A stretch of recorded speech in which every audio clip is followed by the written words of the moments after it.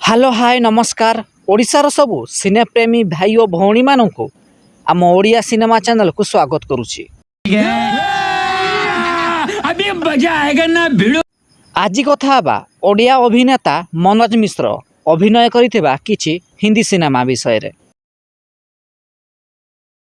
2003 मसीह release होइतिला एक Hindi cinema jar ना रहितिला सत्ता।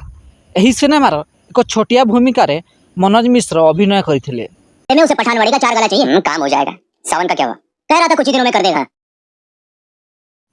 एही सिनेमा रे मनोज मिश्र व्यतीत रवीना टंडन अतुल कुलकर्णी प्रमुख अभिनय करथिले। एही सिनेमाटी सेते बेले हिट होइतिला। क्या रे? जानता नहीं तू इसको कौन है ये? हैं? पॉलिटिशियन का लड़का है। विवेक चौहान नाम है इसका। कहता क्या है बाहर बंद हो गया। जदि वीडियोटी पसंद आए तेबे लाइक शेयर एवं चैनल टी को सब्सक्राइब करिया को जमार भूलिबेनी।